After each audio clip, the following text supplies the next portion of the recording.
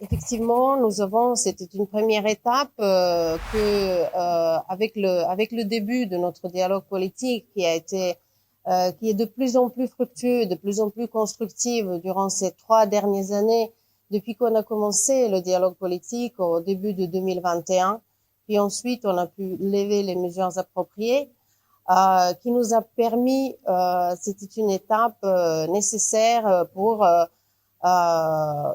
pouvoir aussi avoir l'occasion d'un appui budgétaire direct. Nous devons préciser néanmoins que nous restons et nous avons resté tout ce temps auprès du peuple burundais. Notre coopération ne s'est jamais arrêtée. Nous intervenons dans les secteurs sociaux, dans les secteurs de la santé, l'énergie, éducation, infrastructure, dans beaucoup d'autres secteurs.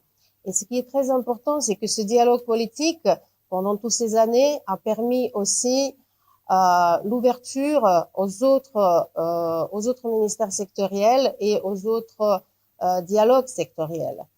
Alors, dans tous ces domaines sectoriels que je viens de mentionner, nous avons commencé à entamer les projets et c'est grâce à notre dialogue, dialogue politique.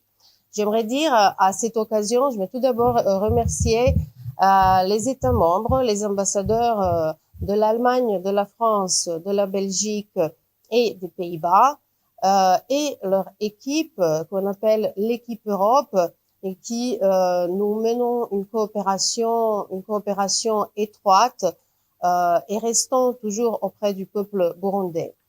Pendant nos échanges, nous avons aussi pu aborder les questions régionales, le rôle constructif de Burundi dans le cadre régional, mais aussi la situation internationale. Et je tiens à souligner notre position envers l'invasion, l'agression de la Russie en Ukraine.